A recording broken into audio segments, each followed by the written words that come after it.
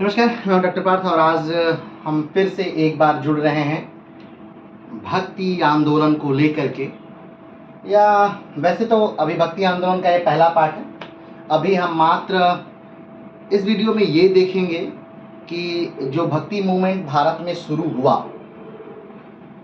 वो कितने भागों में बटा और उसके कौन कौन से कवि रहे और किन लोगों ने उसे किस माध्यम से शुरू किया। यही चीज़ें आज हम इस वीडियो में देखेंगे। तो सबसे पहले बात भक्ति आंदोलन को शुरू करने से पहले कि आखिर ये भक्ति आंदोलन कब प्रारंभ हुआ। तो वैसे देखिए, इसका कोई एग्जैक्ट और फिक्स डेट नहीं है कि इस दिन से ये कवि जन्म लिए और इन कवि के जन्म लेते ही ये आंदोलन प्रारंभ हो गया। ऐसा कोई फिक्स डेट नहीं। कहा जाता है कि जब भारत में तुर्कों का आक्रमण प्रारंभ हुआ,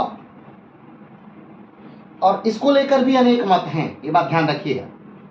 तो जब तुर्कों का आक्रमण प्रारंभ हुआ और उस समय ब्राह्मणों का प्रभुत्व जो था वो कमतर हुआ, तो भारत में धीरे धीरे निम्न जाति के लोग भी ऊपर उठ करके भगवान से किसी न किसी माध्यम से जुड़ने लगे। ठीक। तो जो मुख्य कारण था भक्ति आंदोलन के प्रारंभ होने का, वो मूल कारण था भारत में तुर्कों का आक्रमण और भारत में मुसलमान इस्लाम की सत्ता स्थापित होना। ये मूल कारण था, क्योंकि जो इस्लाम है उसमें समानता बताई गई है, उसमें सबको समान माना गया है, इसीलिए सबको समान अधिकार था, कोई ऊंच और कोई नीच नहीं था। तो ये भी एक कारण था भक्ति मूवमेंट को शुरू होने के। कुछ लोग मानते हैं कि 1375 से 1700 तक भक्ति मूवमेंट चला, भक्ति आंदोलन चला। कुछ लोग मानते हैं कि 1318 से 1613 तक भक्ति मूवमेंट चला। कुछ लोग कहते हैं कि नहीं, 12वीं शताब्दी से ही भक्ति काल का प्रादुर्भाव हो चुका था। और कुछ लोग कहते हैं कि नहीं, सूफीवाद का जन्म तो 10वीं शताब्दी से ही फारस में हो चुका था। तो जो भी रहा हो, बस आपको इतना समझ लेनी है बातों से कि जब भारत में सल्तनत काल चल रहा था, सल्तनत काल का दौर कब से कब तक, एक तरह से देखा जाए तो 1192 से ही प्रारंभ हो जाता है सल्तनत काल। और 1192 से लेकर के 1526 तक भारत में सल्तनत काल चला। ठीक। या फिर एकदम एग्जैक्ट देखें, वैसे तो 1191-92 से तराइन के प्रथम और द्वितीय युद्ध से ही, जब पृथ्वीराज चौहान मोहम्मद गोरी से हार जाते हैं तराइन के द्वितीय युद्ध में, उसी समय से भारत में सल्तनत काल प्रारंभ हो जाता है। लेकिन जो पहले वंश की स्थापना थी वो गोरी की मृत्यु के बाद होती है। अब गोरी की मृत्यु कब हो रही है? तो गोरी की मृत्यु हो रही है 1206 में गोरी की मृत्यु हो जाती है। अब 1206 में जब गोरी की मृत्यु होती है तो जो उसके अलग अलग सेनापति हैं, याल्दूज, कुवाचा और कुतुबुद्दीन ऐबक, इन्होंने कमेंट बॉक्स में बताइएगा कि ये जो अलग अलग सेनापति है कहाँ कहाँ के शासक बने। तो ये जहां जहां थे वहीं पर इन्होंने अपनी सत्ता स्थापित कर ली। तो जब गोरी मरा उस समय कुतुबुद्दीन ऐबक दिल्ली में थे, या कहीं कहें तो लाहौर में थे। तो भारत में, उत्तर भारत में, वो भी पूरे उत्तर भारत में नहीं, उत्तर भारत के कुछ हिस्सों में कुतुबुद्दीन ऐबक ने अपनी सत्ता स्थापित कर ली 1206 से। यानी कि 1206 से भारत में गुलाम वंश प्रारंभ हो जाता है। 1206 से भारत में क्या प्रारंभ हो जाता है? गुलाम वंश का प्रारंभ हो जाता है। 1206 भारत में गुलाम वंश प्रारंभ। 1206 में कुतुबुद्दीन ऐबक ने गुलाम वंश की नींव डाल दी।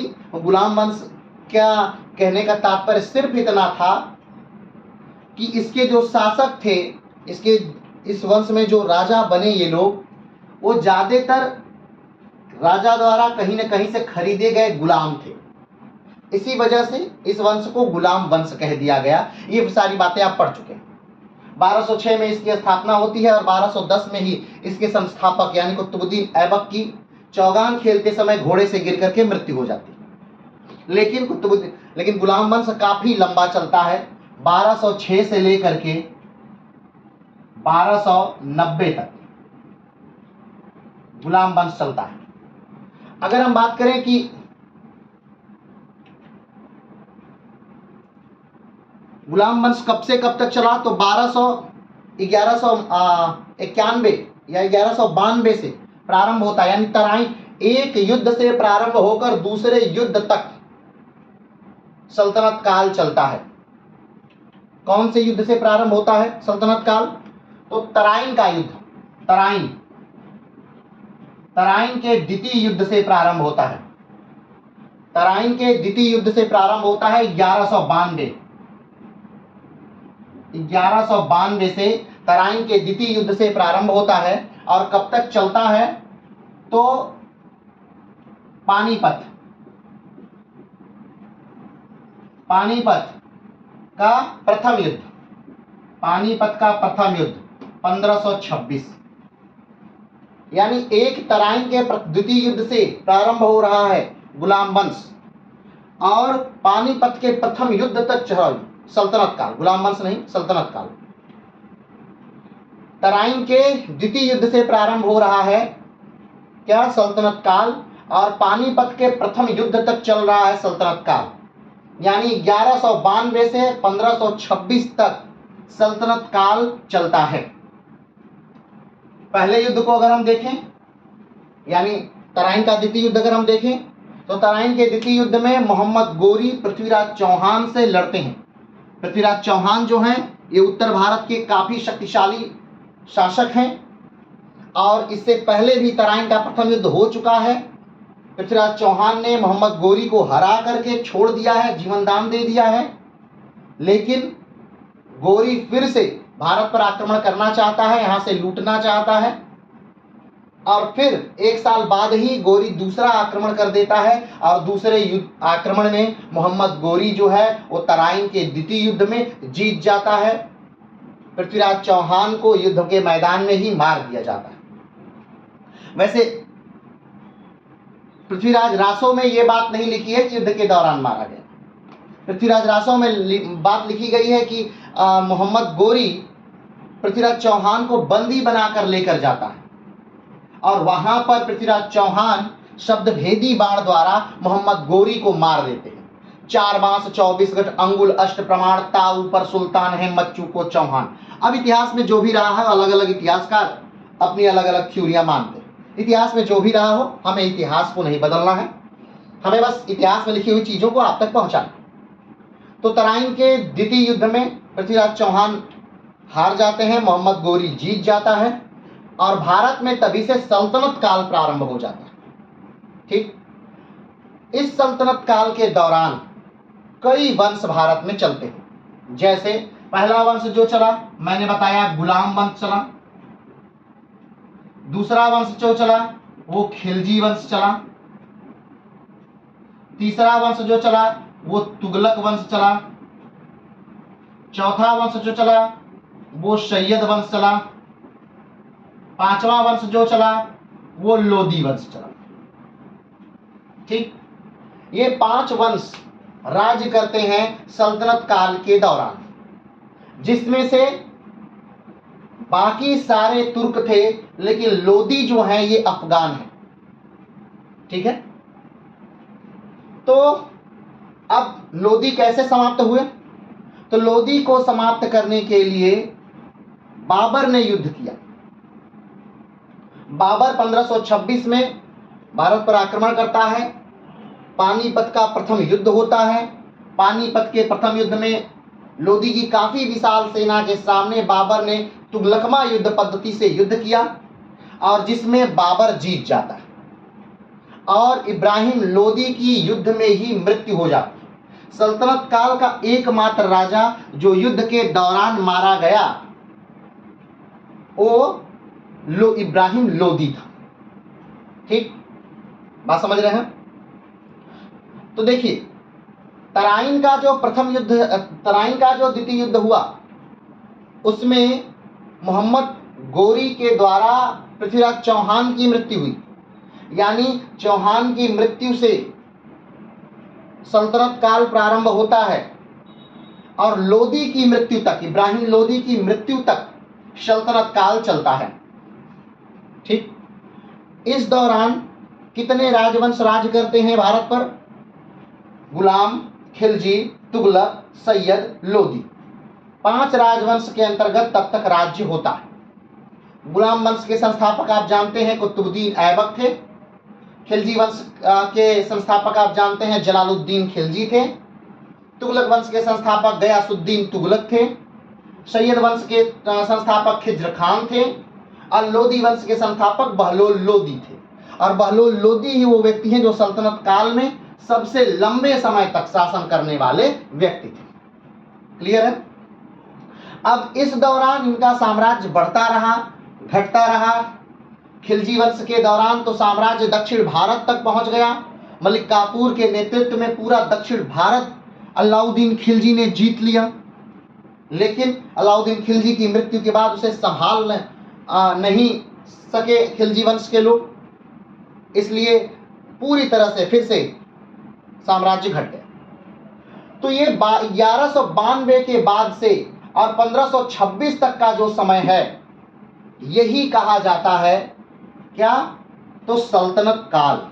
और इसी सल्तनत काल के दौरान भारत में प्रारंभ होता है भक्ति मूवमेंट या भक्ति आंदोलन।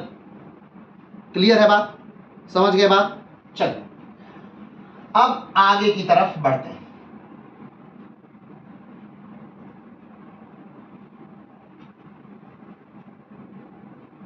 ठीक, तो एक युद्ध से दूसरे युद्ध तक चलने वाला जो शासनकाल था वही भारत में भक्ति आंदोलन का एक तरह से जन्म था।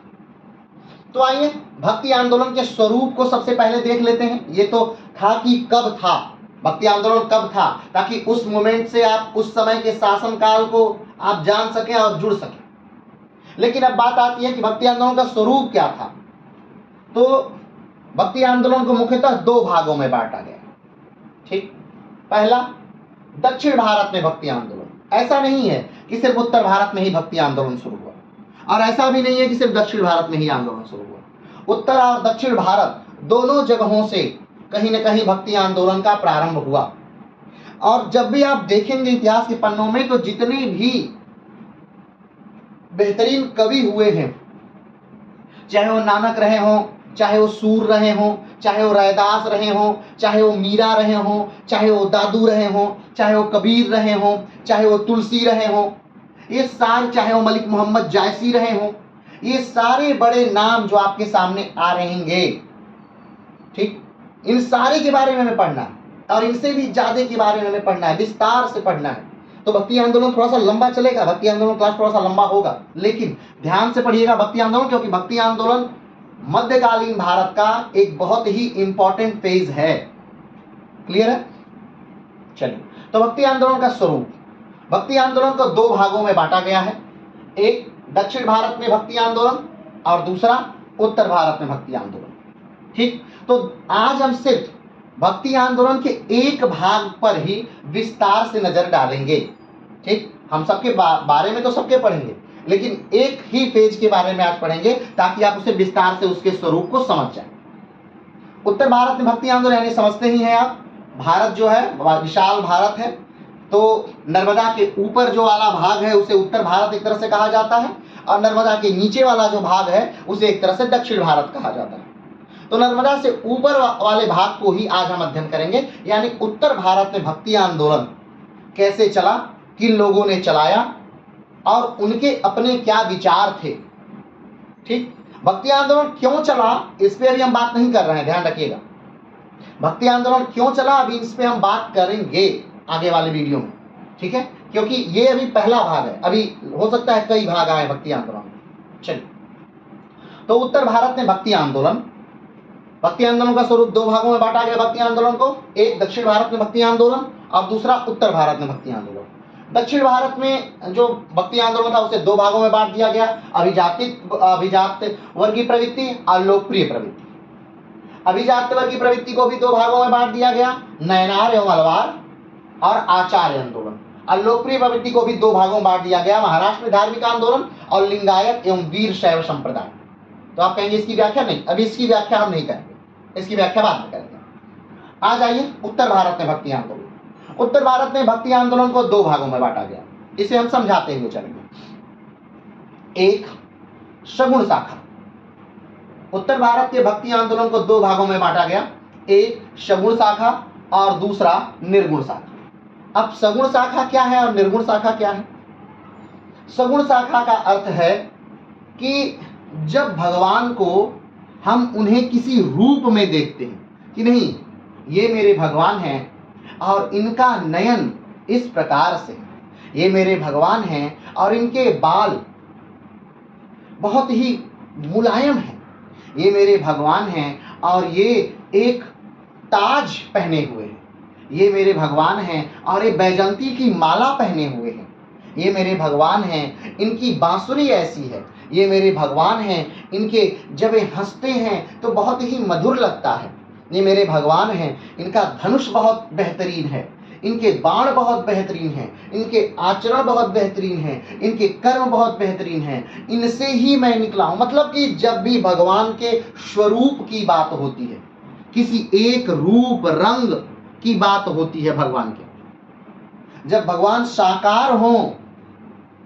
जब भगवान को देखा जा सकता हो, उन्हें एक रूप में उनका चित्र बनाया जा सकता हो, उनकी मूर्तियां बनाई जा सकती हों किसी न किसी रूप में, तो इसी को हम सगुण शाखा कहते हैं। बात समझे? सगुण शाखा किसे कहते हैं? फिर से समझिएगा, जब हम भगवान को एक निश्चित रूप में देखते हैं, कैसे देखते हैं? एक निश्चित रूप में देखते हैं, यानी मेरे भगवान के हाथ बहुत मुलायम हैं, बहुत लंबे हैं, उनकी अंगुलियां बड़ी हैं, उन्होंने अंगुलियों में अंगूठियां पहनी हैं, तो ये क्या है? ये भगवान का सगुण रूप है, जिसे हम महसूस कर सकते हैं कि भगवान ऐसे हैं, वो ऐसे चलते हैं, वो ऐसे बोलते हैं, ऐसे खाते हैं, ऐसे रहते हैं, ऐसे हंसते हैं, ऐसे गाते हैं। तो जब उनका एक साकार स्वरूप हम देख सकते हों, महसूस कर सकते हों, मूर्तियां बना सकते हों, फोटो बना सकते हों, तब उसे कहते हैं सगुण शाखा।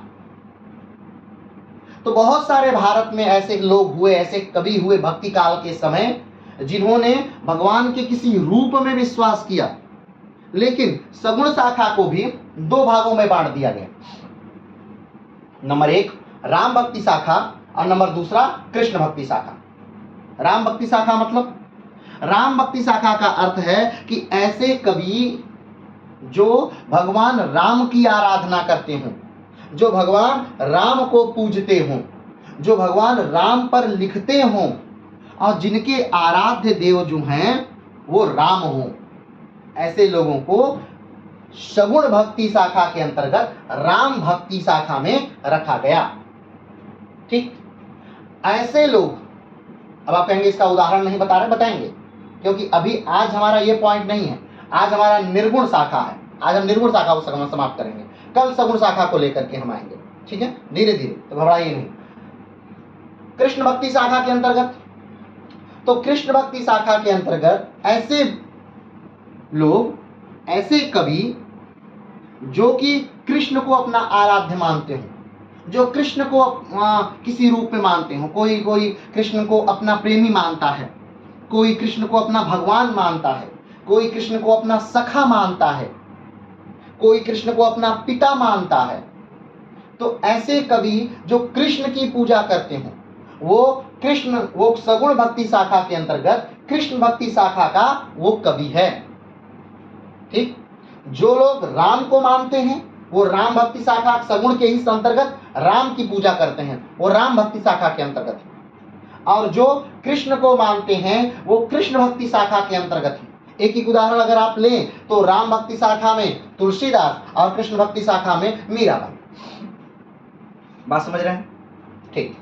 तो सगुण यानी हम राम को देख सकते हैं कि राम कैसे हैं। तो राम धनुषधारी हैं, राम चरित्रवान हैं, राम पुरुषों में पुरुषोत्तम हैं, राम वचन के पक्के हैं, राम के बाल बड़े हैं, राम अच्छा मुस्काते हैं, राम अच्छा बोलते हैं, राम वचन के पक्के हैं। ये बहुत सारी बातें जब राम को हम महसूस कर सकते हैं, राम के दृश्य को देख सकते हैं, राम की मूर्तियां बना सकते हैं, राम का फोटो बना सकते हैं, तब ये बात आती है राम भक्ति शाखा के अंतर्गत। और कृष्ण भक्ति, जब हम जो लोग कृष्ण को देख सकते हैं, ये कृष्ण चक्र सुदर्शनधारी हैं, कृष्ण अपनी बातों को बहुत अच्छे से मनवाते हैं, कृष्ण बहुत अच्छा बोलते हैं, कृष्ण ने गीता का उपदेश दिया है, कृष्ण विकराल स्वरूप हो जाते हैं, कृष्ण में पूरा ब्रह्मांड समाया हुआ है, कृष्ण का बालपन में वो अपने मुख पर माखन लपेट करके घूमते हैं, कृष्ण गोपियों को परेशान करते हैं।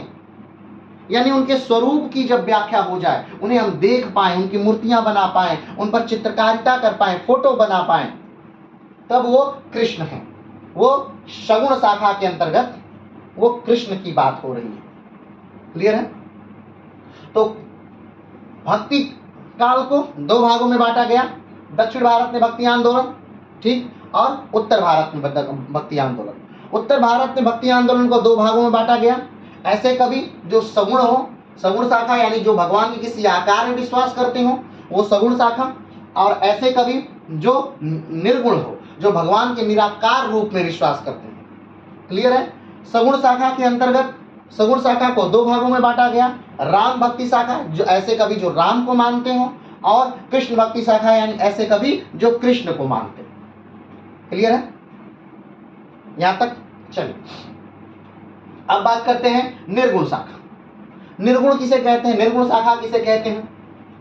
ठीक, तो निर्गुण शाखा का अर्थ है कि ऐसे भी कवि हुए भारतवर्ष में, काफी ज्यादा मात्रा में ही हुए, ठीक, ऐसे भी कवि हुए भारतवर्ष में जिन्होंने कि भगवान का कोई स्वरूप नहीं माना, जिन्होंने कहा कि नहीं भगवान निराकार हैं, उन्हें किसी आकार में नहीं बंधा होना चाहिए, वो निराकार हैं, उनका कोई आकार नहीं है, वो सूक्ष्म से सूक्ष्म हैं, वो बड़े से बड़े हैं, वो यहां भी है वहां भी है, हर जगह व्याप्त हैं, वो मेरे मन में है।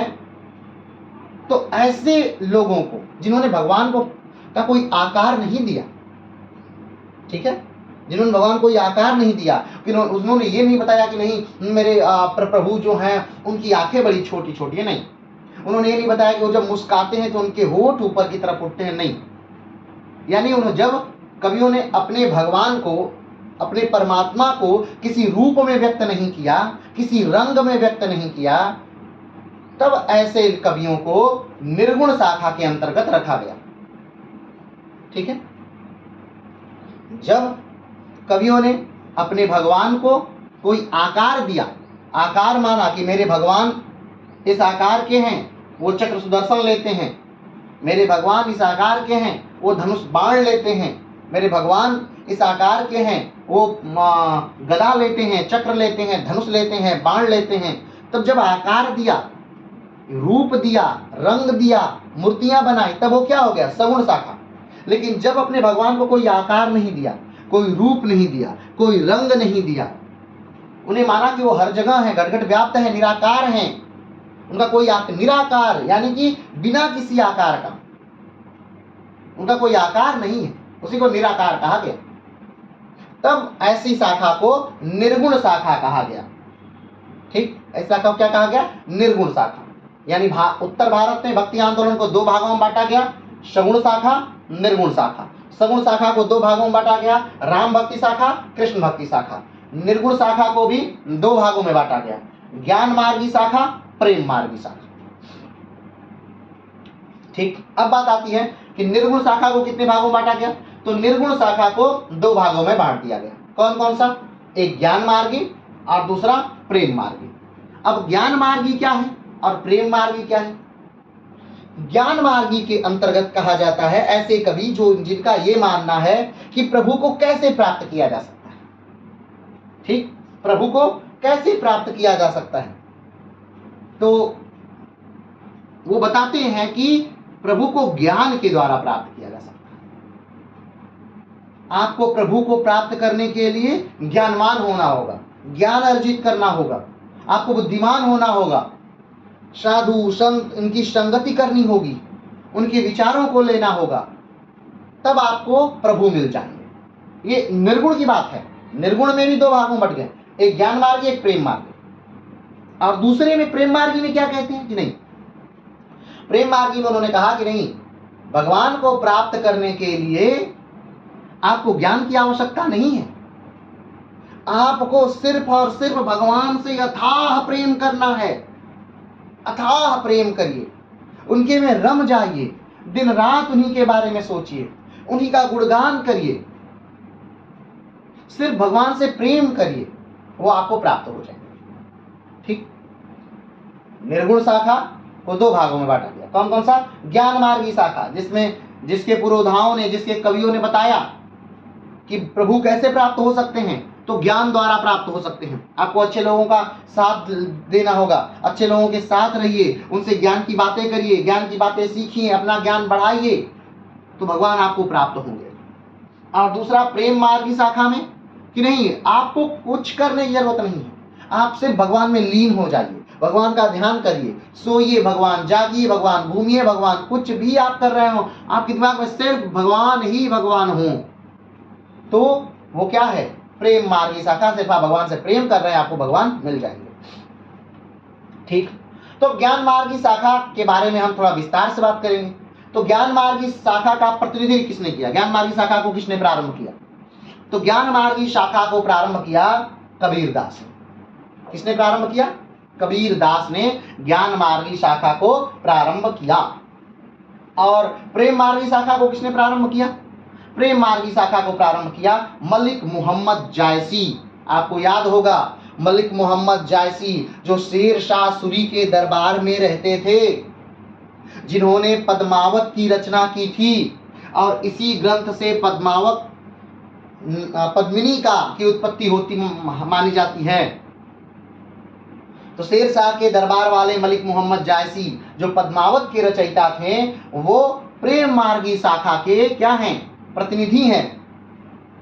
एक खास बात और कि प्रेम मार्गी शाखा के जितने भी कवि हैं, वो सारे के सारे मुसलमान हैं। अब ये देखिए कितनी बड़ी बात है कि और आज उन्हीं बातों पे जो लड़ाइयां हैं वो हो रही हैं। यानी आज हिंदू मुस्लिम में बार बार लड़ाइयां हो रही हैं। और आज इस समय देखिए भक्ति काल के दौरान, तो प्रेम मार्गी शाखा के प्रतिनिधि कवि मलिक मोहम्मद जायसी मुसलमान हैं, और बाकी सारे, चाहे वो मंजन हो, कुतुबन हो, उस्मान हो, मुल्ला दाऊद हो, असाइद हो, नूर मोहम्मद हो, सब के सब मुसलमान हैं, और सब के सब भगवान के निराकार स्वरूप में विश्वास करते हैं, और प्रेम मार्गी शाखा के प्रतिपादक हैं, और कहीं न कहीं भक्ति भाव भजन गाते हैं। देवी देवताओं को उन्होंने स्वीकारा है, उनके प्रति वो पूरी श्रद्धा से तन्मय अवस्था में है।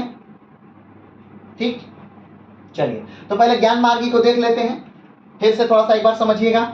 भक्ति आंदोलन को दो भागों में बांटा गया, दक्षिण भारत में भक्ति आंदोलन, उत्तर भारत में भक्ति आंदोलन। क्लियर है?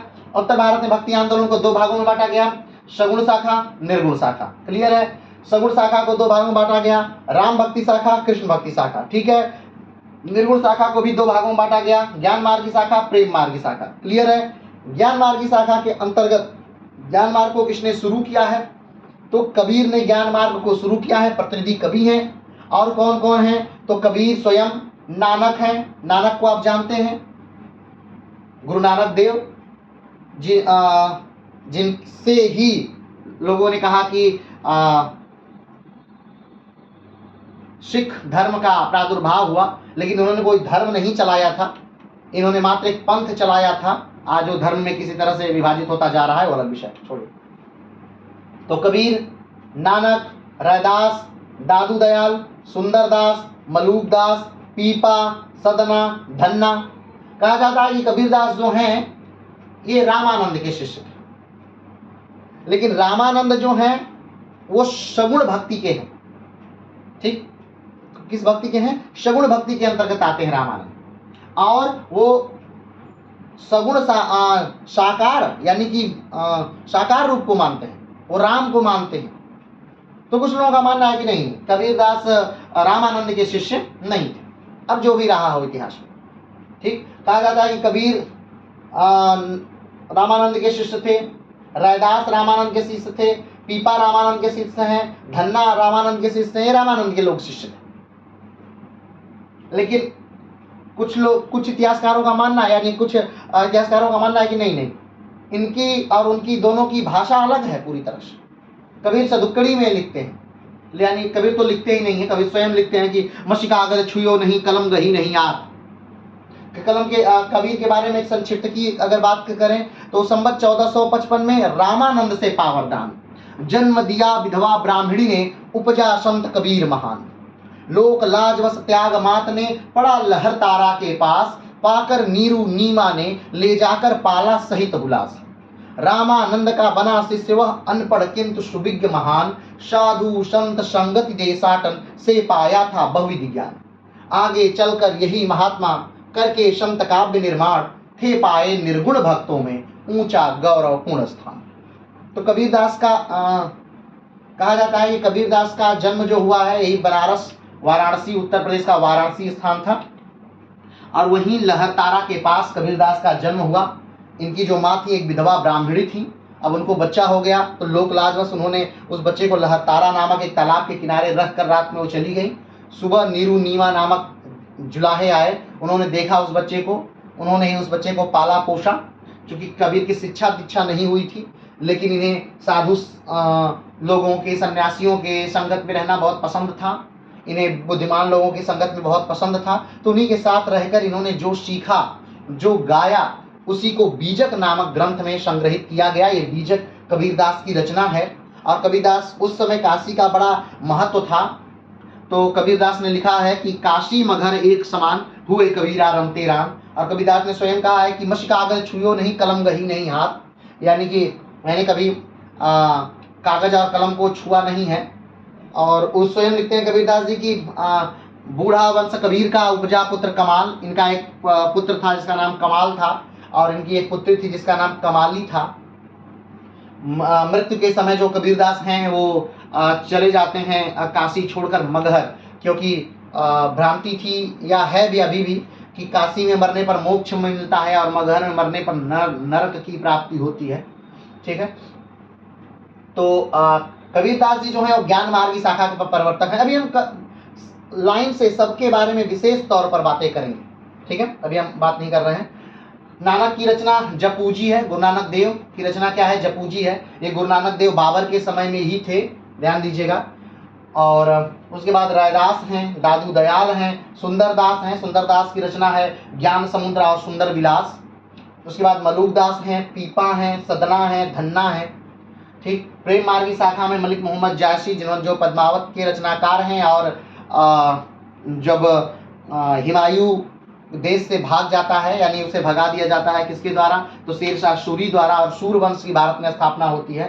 तो वही शेरशाह सूरी के दरबार में मलिक मोहम्मद जायसी को संरक्षण दिया गया था। मंझन है जो मधुमालती के लेखक हैं, कुतुबन है जो मृगावती के लेखक हैं, उस्मान है जो चित्रावली के लेखक हैं, मुल्ला दाऊद हैं, असाइद हैं, नूर मोहम्मद हैं जो इंद्रावती के लेखक हैं।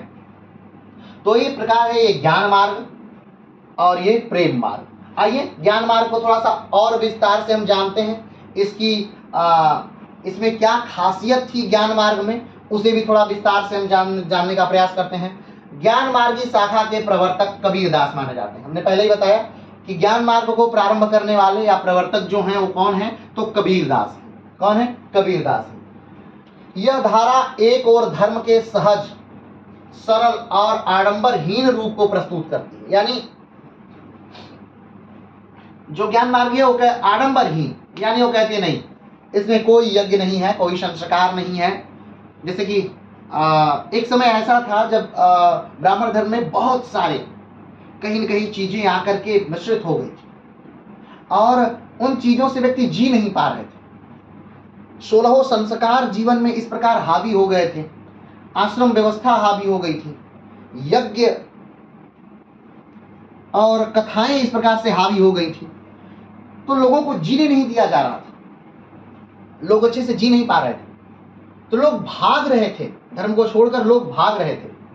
तो उस समय की घटना है कि यह धारा एक और धर्म के सहज, सरल और आडंबरहीन रूप को प्रस्तुत करती है कि नहीं, आपको जैसे जीना आप वैसे जीजिए। धर्म क्या है? बस सिर्फ जिसमें आप सहज महसूस करें, सरल महसूस करें, आप खुशी महसूस करें, इनकी नजर।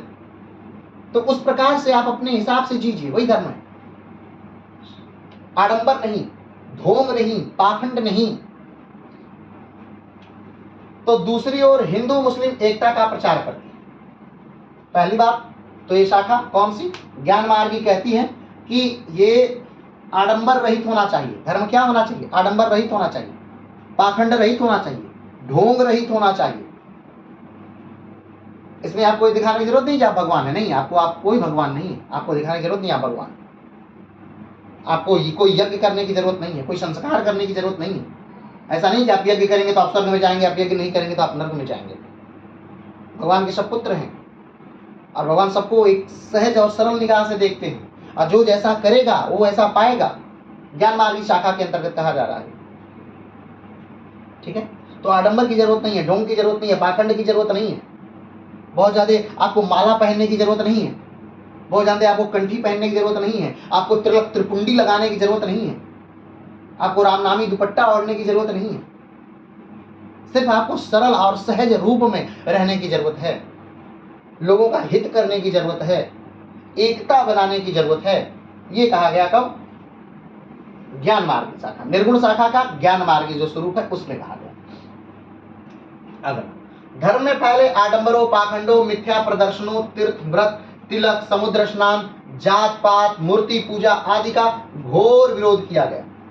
किसका घोर विरोध किया गया? मूर्ति पूजा का, कि मूर्ति को पूजने की क्या जरूरत है? क्या मूर्ति को पूजा करेंगे तभी आपको आपके अंदर भगवान रहेंगे? ऐसा नहीं। बिना मूर्ति के पूजा करने के अलावा भी आपके अंदर भगवान रह सकते हैं। ठीक, रैदास का एक बड़ा लाइन फेमस था कि मन चंगा तो कठौती में गंगा। ठीक, तो दूसरी ओर हिंदू मुस्लिम एकता का प्रचार करती है।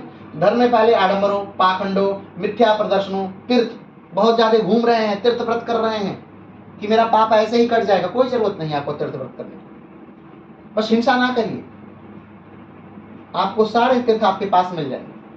ठीक, सहज रहिए, सरल रहिए, आडंबरहीन रूप को अपनाइए। तीर्थों में जाने की जरूरत नहीं है, प्रदर्शन कुछ करने की जरूरत नहीं है, तिलक लगाने की जरूरत नहीं है, बहुत ज्यादा समुद्र में स्नान करने की जरूरत नहीं है, जात पात को मानने की जरूरत नहीं है, मूर्ति पूजा का इन्होंने विरोध किया। ये सारी बातें किसमें आई? ज्ञान आश्रयी शाखा में। इस शाखा की प्रमुख विशेषताएं निम्नलिखित हैं। और क्या विशेषताएं थी ज्ञान आश्रयी शाखा की? तो देखते हैं। निर्गुण एकेश्वरवाद की स्थापना, यानी एक ही भगवान है। एकेश्वरवाद, एक ही भगवान है, निराकार हैं। भगवान कितने हैं? एक है भगवान, सारे भगवान एक ही हैं। ठीक, और वो कैसे हैं? निराकार है, उनका कोई आकार नहीं है। उनको पूजिए, उनको अपने मन से मानिए, उनकी मूर्ति स्थापित करने की जरूरत नहीं, फोटो स्थापित करने की जरूरत नहीं, उनको अपने मन से मानिए, अच्छे कर्मों को कीजिए और वो हमेशा आपके साथ, क्योंकि वो तो निराकार है, उनका कोई आकार नहीं है, वो कण कण में है, क्षण क्षण में है, घट घट में है। तो आपको उनको उनकी मूर्ति बना के पॉकेट में रखने की जरूरत नहीं है, मूर्ति बना के मंदिर में रखने की आवश्यकता नहीं है। ये कौन कह रहा है? ज्ञान मार्गी शाखा के लोग कह रहे हैं। ठीक है, निर्गुण एकेश्वरवाद की स्थापना, पाखंडों, रूढ़ियों और मृत परंपराओं का विरोध, यानी आज ये यज्ञ हो रहा है उसका विरोध करते हैं, तिलक त्रिपुंडी लगा रहे हैं उसका विरोध करते हैं,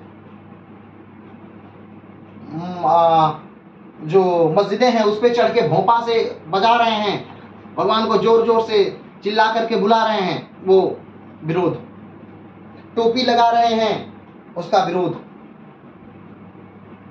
और हर प्रकार से, जिस प्रकार से भी आप कोई पाखंड को दिखा रहे हैं, ढोंग को दिखा रहे हैं, निर्गुण शाखा के ज्ञान मार्गी में उसका विरोध किया गया है, जिस धर्म के माध्यम से आप अपने स्वरूप को लोगों को दर्शा दे रहे हैं कि हम इस धर्म के हैं। आप तिलक त्रिपुंडी माला पहन के बता दे रहे हैं कि इस धर्म के हैं, या टोपी लगाकर टखने तक पजामा पहन के बता दे रहे हैं कि आप इस धर्म के हैं। इन दोनों स्वरूपों का खंडन किया गया, कहाँ? ज्ञान मार्गी शाखा के अंतर्गत। क्लियर है? चलिए आगे बढ़ते हैं। वर्णाश्रम व्यवस्था का खंडन। जैसा कि आप जानते हैं, वर्णाश्रम व्यवस्था 100 वर्ष, जीवन को 100 वर्ष माना गया है और 100 वर्ष मानकर इसे 4 आश्रमों में बांटा गया है: ब्रह्मचर्य, गृहस्थ, वानप्रस्थ, संन्यास। ठीक, और सबको 25-25 साल का समय दिया गया है। यानी कि 25 साल आप ब्रह्मचर्य में रहेंगे, 25 साल आप गृहस्थ में रहेंगे, 25 साल आप वानप्रस्थ में रहेंगे और 25 साल आप संन्यास में रहेंगे। जीवन को 100 साल मान करके वर्णाश्रम पद्धति को बांट दिया गया। सब में 25-25 साल। ब्रह्मचर्य में आप शिक्षा अर्जन करेंगे। मूल बातें बस बता रहे हैं, ऐसा नहीं कि बहुत डीप बातें बता रहे हैं, नहीं, मूल बात बस है।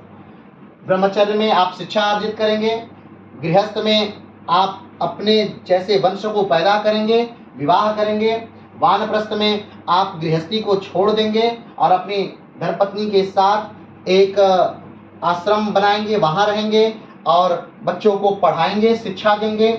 और संन्यास में आप वो आश्रम भी छोड़ देंगे और घूम घूम कर मात्र देशाटन करेंगे और भिक्षाटन करेंगे, उससे जीविका पार्जन करेंगे। ठीक है, तो ये वर्ण व्यवस्था थी। तो इसका विरोध, किसका विरोध? वर्ण व्यवस्था का विरोध किसमें करते हैं? ज्ञान मार्गी शाखा के अंतर्गत। ठीक, आगे बढ़ते हैं। एकता पर बल।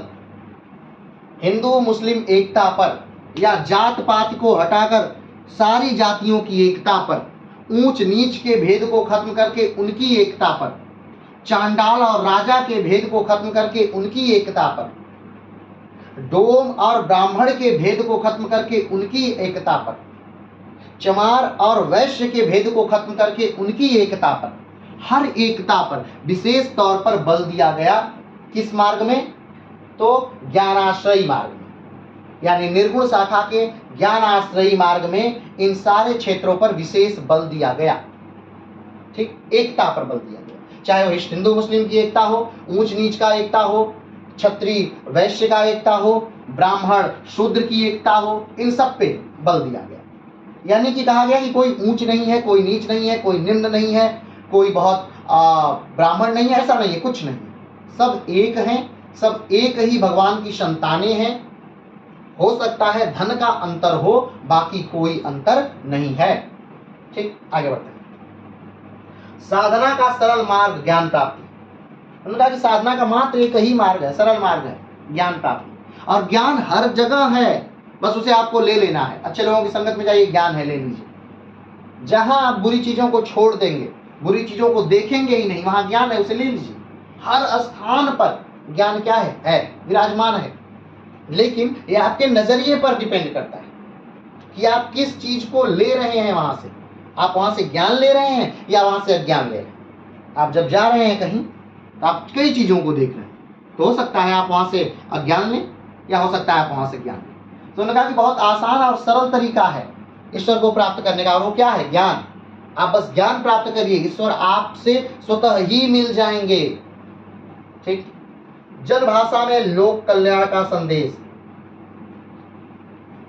निर्गुण शाखा का ज्ञान मार्गी शाखा जो है, वो जो भी लिखता है या जो भी बोलता है, वो उस भाषा में बात करते हैं ये लोग जो भाषा लोगों के समझ में आती है।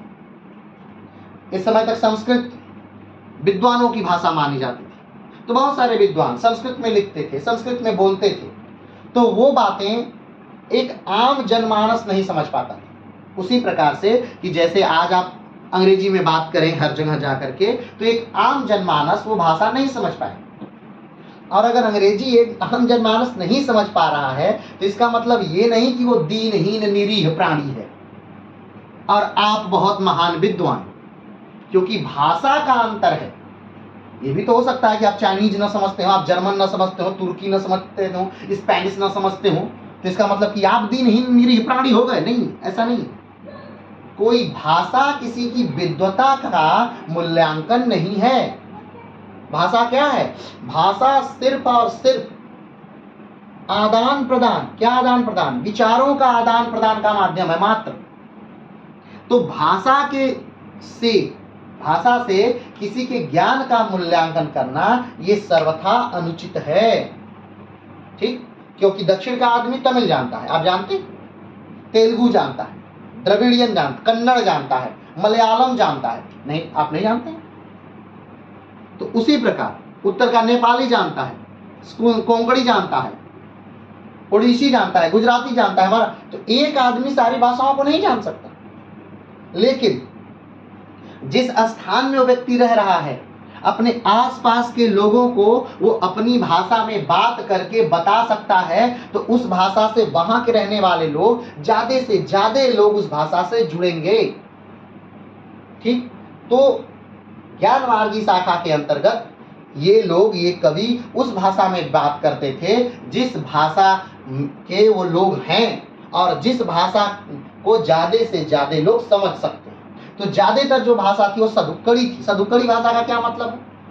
या उसे हिंदुस्तानी भाषा भी कहते हैं। हिंदुस्तानी भाषा का क्या मतलब? यानी ऐसी भाषा जिसमें संस्कृत के भी शब्द हों, जिसमें हिंदी के भी शब्द हों, जिसमें अंग्रेजी के भी शब्द हों, जिसमें फारसी के भी शब्द हों, जिसमें सारी भाषा का शब्द, जो भाषा जैसे ही मिले, जिसमें देशज शब्द भी हो, विदेशज शब्द भी हो, तत्सम तत्शब्द भी हो, तद्भव शब्द भी हो, सारे प्रकार को जो शब्दों का मिश्रण हो, उसे ही क्या कहा जाता है? सदुक्कड़ी भाषा कहा जाता है।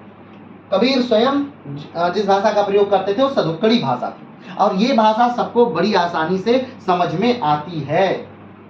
तो कौन कहता है? निर्गुण शाखा का ज्ञान मार्गी का शाखा जो है वो बड़े विस्तार से इस बात को कहते हैं। अगला, सदुक्कड़ी भाषा का प्रयोग। ठीक, आगे बात करते हैं। पंथ प्रचलन, कबीर पंथ, दादू पंथ, नानक पंथ। इस समय में यानी ज्ञान मार्गी शाखा के अंतर्गत कई पंथों का विकास हुआ।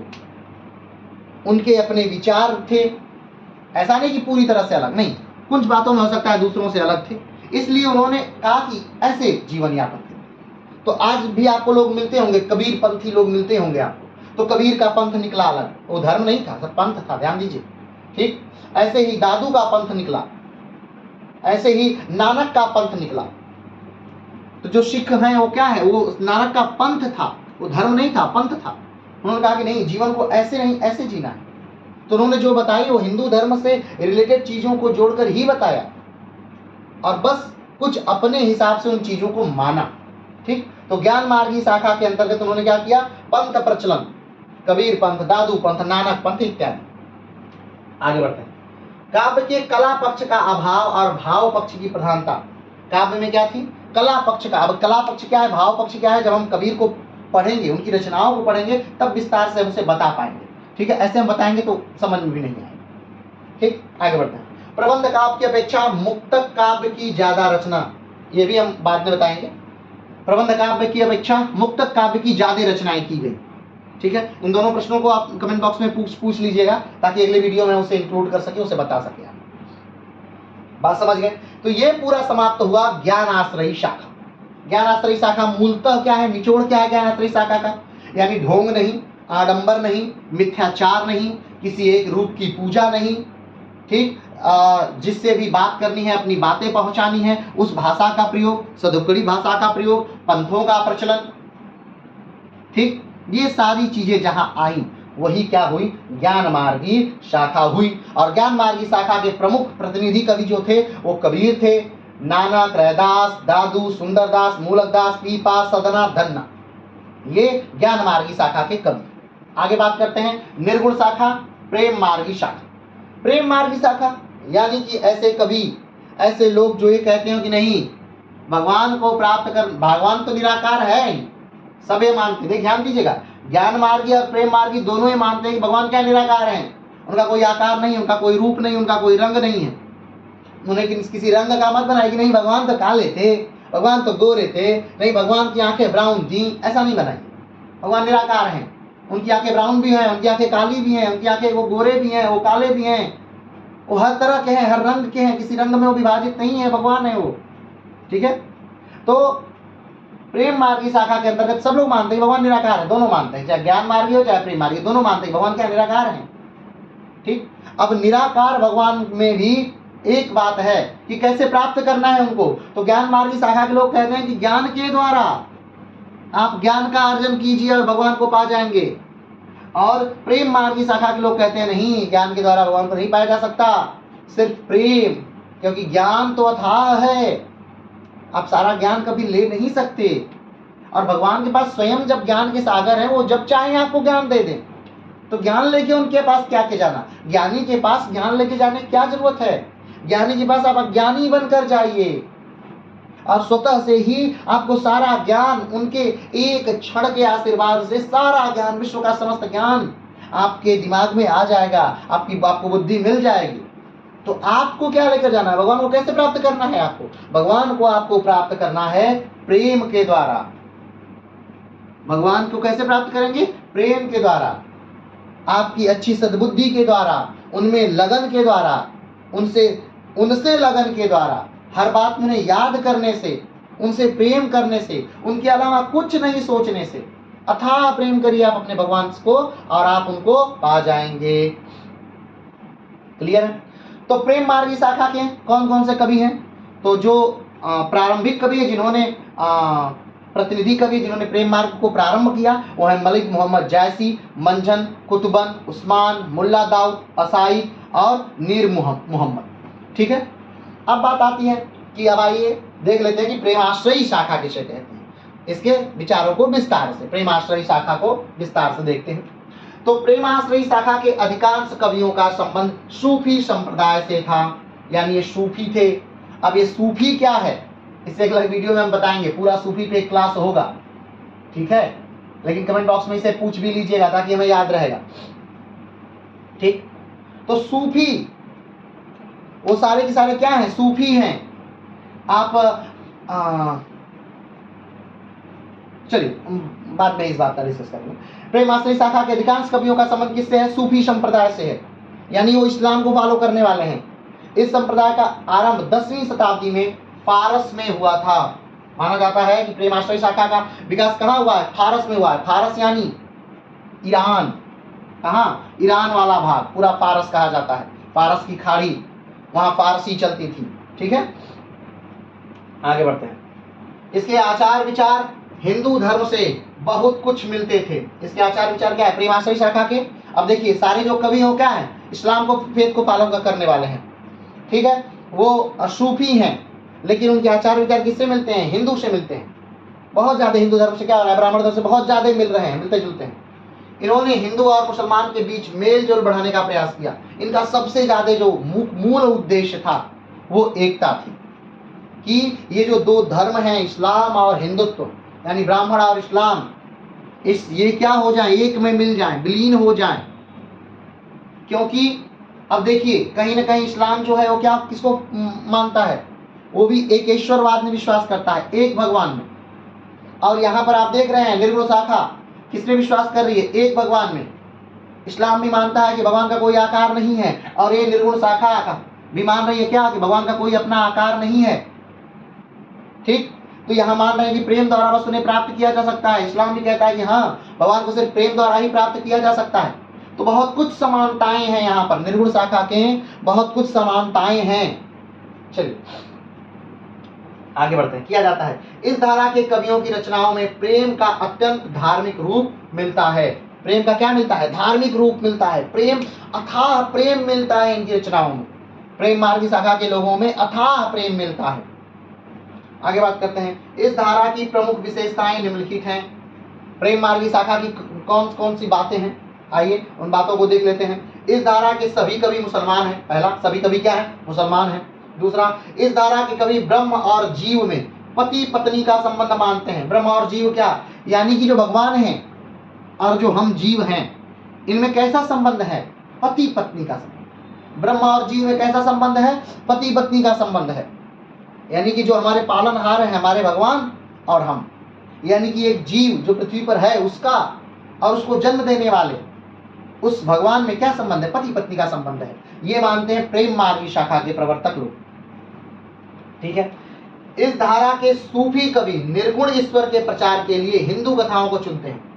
अब ध्यान दीजिए, सारे के सारे इस्लाम फेथ को फॉलो करने वाले हैं, सारे के सारे सूफी हैं, लेकिन इस धारा को प्रचारित प्रसारित करने के लिए वो हिंदू कहानियों को, हिंदू कविताओं को, हिंदू मतावलंबियों का प्रयोग करते हैं।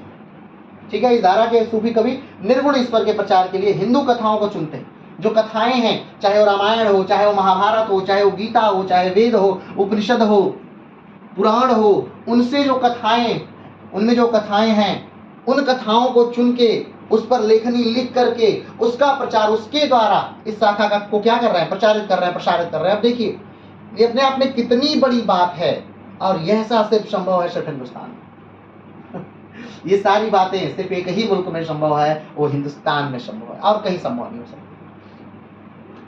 आगे बढ़ते हैं। इस धारा के कवि पारसी और मसववी शैली का प्रयोग करते हैं। कौन शैली का प्रयोग करते हैं? मसववी शैली और पारसी का प्रयोग करते हैं, क्योंकि इसका जो उद्भव हुआ, हमने पहले ही बताया कि पारस में हुआ था, तो इसमें पारस का प्रभाव है।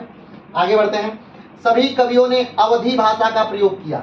अब ध्यान दीजिए, भाषा कौन सी इन्होंने चुनी? अवधी भाषा। अवधी भाषा यानी अवध क्षेत्र। इससे पहले आप अवध साम्राज्य को पढ़ रहे थे। अवध क्षेत्र यानी गोंडा, बहराइच, लखनऊ, बलरामपुर, गोरखपुर, ठीक, बस्ती, ये सारा जो क्षेत्र था, कौन सा क्षेत्र था? अवध का क्षेत्र था। और इसमें जो भाषा बोली जाती है, वो कौन सी भाषा बोली जाती है? अवधी भाषा बोली जाती है। अवधी भाषा का सबसे बड़ा उदाहरण रामचरितमानस, तुलसीदास की रचना, अवधी भाषा। तो अवधी भाषा में ये सारे कवि जो लिखते हैं, वो किस भाषा में लिखते हैं? अवधी भाषा में लिखते हैं। चलिए आगे बढ़ते हैं। इस धारा के कवि प्रबंध काव्यों की रचना करते हैं। किस काव्य की रचना करते हैं? प्रबंध काव्य की रचना करते हैं। इनकी रचनाओं में प्रेम, संयोग, वियोग दोनों पक्ष उजागर है। अब तो पहली बात हमने बताया कि ये प्रेम की बातें करते हैं। किसकी बात करते हैं? निर्गुण शाखा है, निर्गुण शाखा की दो भाग है, ज्ञान मार्गी, प्रेम मार्गी। तो प्रेम की बात करते हैं। तो प्रेम में किस प्रेम की बात करते हैं? दो प्रकार के प्रेम है, एक संयोग, एक वियोग। एक प्रेम तब जब प्रेमी और प्रेमिका दोनों मिल रहे हैं, तब संयोग, और एक वो जब प्रेमी और प्रेमिका दोनों अलग अलग हैं, वियोग। तो ये किस प्रेम की बात करते हैं? कौन? प्रेमाश्रयी शाखा के लोग। तो ये दोनों प्रेमों का उल्लेख करते हैं, यानी संयोग भी और वियोग। आगे बढ़ते हैं। प्रायः सभी कवियों ने एकता का संदेश दिया है, और सारे के सारे कवि जो हैं, उन्होंने क्या दिया है? एकता का संदेश दिया है। तो इस प्रकार से आपने आज ज्ञान मार्गी और प्रेम मार्गी दो चीजों को समझ लिया। इन सारे कवियों को हम पढ़ेंगे इसी भक्ति काल के अंतर्गत ही। आइए एक बार फिर से इसका कंक्लूजन हम देख लें। भक्ति आंदोलन का प्रारंभ कब हुआ? तो सल्तनत काल में भक्ति आंदोलन का प्रारंभ हुआ, या 12वीं शताब्दी में हुआ, या कहीं कहीं लिखा है 1375 से 1700 तक, या फिर लिखा है 1318 से 1613 तक। ठीक है, भक्ति आंदोलन को दो भागों में बांटा गया। दक्षिण भारत में भक्ति आंदोलन, उत्तर भारत में भक्ति आंदोलन। उत्तर भारत में दक्षिण भक्ति आंदोलन को दो भागों में बांटा गया, सगुण शाखा, निर्गुण शाखा। सगुण शाखा को दो भागों में बांट दिया गया है, राम भक्ति शाखा, कृष्ण भक्ति शाखा। निर्गुण शाखा को भी दो भागों में बांट दिया गया, ज्ञान मार्गी शाखा, प्रेम मार्गी शाखा। ज्ञान मार्गी शाखा के प्रतिनिधि हैं कबीर, प्रेम मार्गी शाखा के प्रतिनिधि हैं मलिक मोहम्मद जैसी। ज्ञान मार्गी में कहा गया है, मूल अंतर है कि ज्ञान के द्वारा भगवान को प्राप्त किया जा सकता है। प्रेम मार्गी में मूल अंतर है, कहा जाता है कि प्रेम के द्वारा भगवान को प्राप्त किया जा सकता है। क्लियर है?